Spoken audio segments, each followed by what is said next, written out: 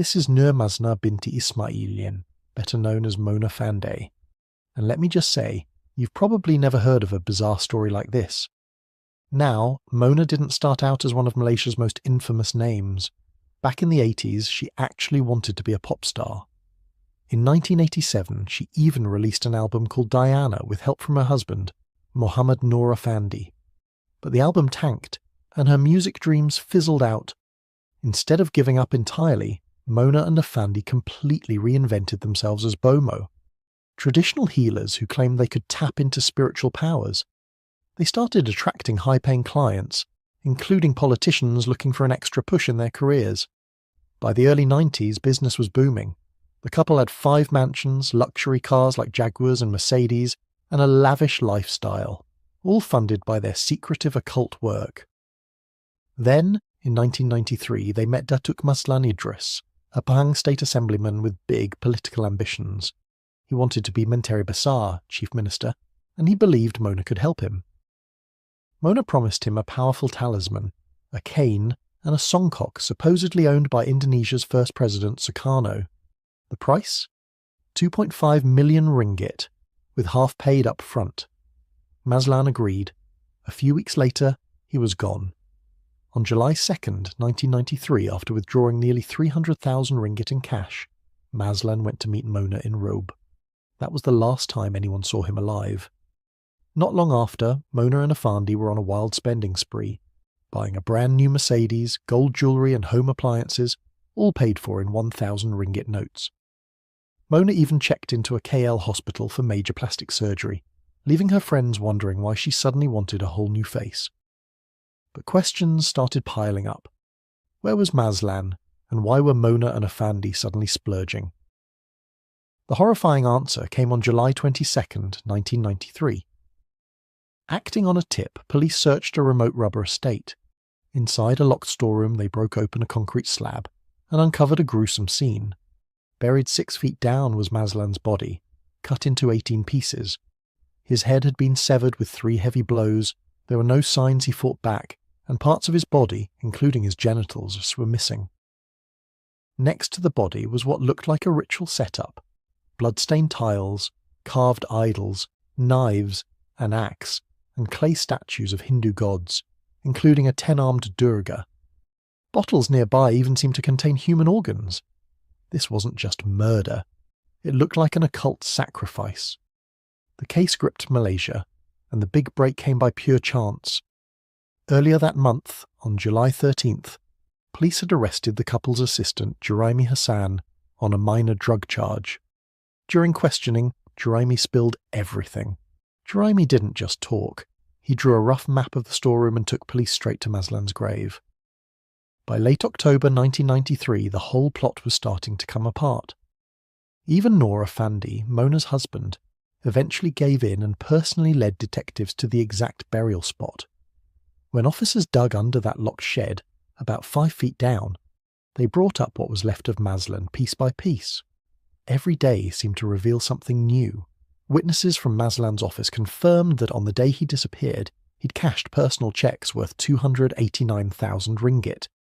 Hotel staff remembered seeing him in a taxi with Nur Fandey that same night, July 2nd. Surveillance footage even caught Mona buying gold jewellery, one piece engraved with Mazlan's name. The forensic evidence painted a brutal picture.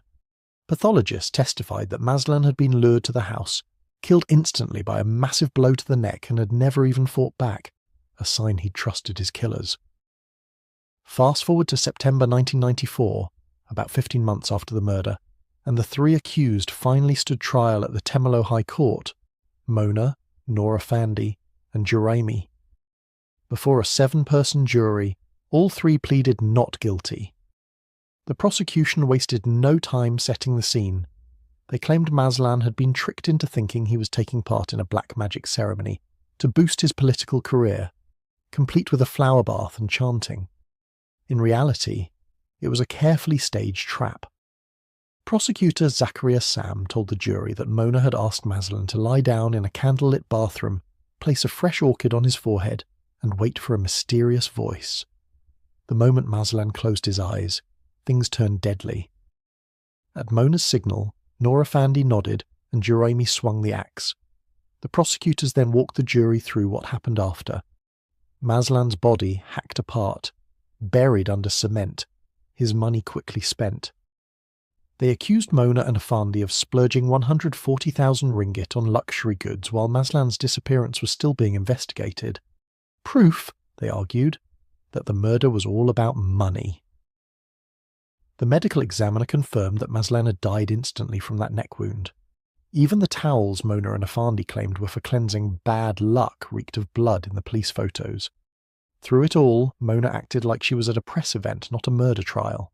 Reporters described her sitting in the dock, smiling, waving, and even blowing kisses during breaks. She wore bright outfits and greeted photographers like old friends. To many watching, it felt like Mona had finally gotten the fame she'd wanted, just in the most twisted way possible. By early 1995, the jury had heard enough.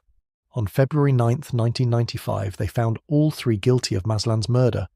Judge Mokhtar Sidin didn't hesitate to sentence them to death by hanging. The courtroom went quiet, except Mona, who stayed perfectly calm. Outside, she smiled broadly, told reporters, "I am happy with the decision and I thank Malaysians," and blew more kisses.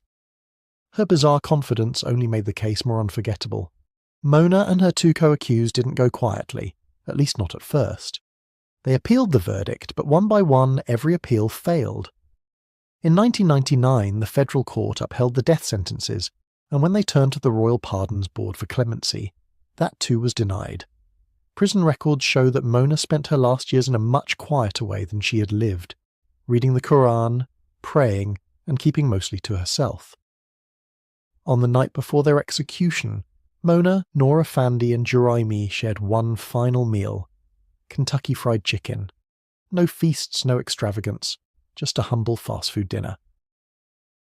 Then came the morning of November 2nd, 2001. As the first light crept over Kajang prison, the long, strange saga reached its end. Just before sunrise, the three of them were led to the gallows and hanged, one after another. A prison official later said they showed no fear, no sign of regret. Mona, in particular, was unsettlingly calm.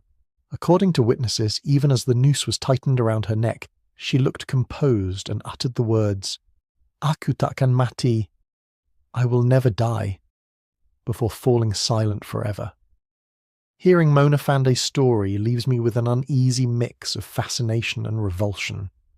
On one hand, it's hard to believe how someone could so fully blur the line between performance and reality, turning a murder trial into her own twisted stage. But honestly, it's scary how greed, manipulation, and blind belief in superstition can drag people into something this dark. The gory details are bad enough, but what really gets me is the mind game behind it all. How charm, confidence, and a bit of theatrics managed to hide just how cruel it really was. And those last words from Mona, "I will never die," almost feel like they came true, because people in Malaysia still talk about her. In a weird way, she ended up getting the fame she always wanted, but at a price no one should ever pay. Someone's life, her own freedom, and a story so chilling it still gives people goosebumps today.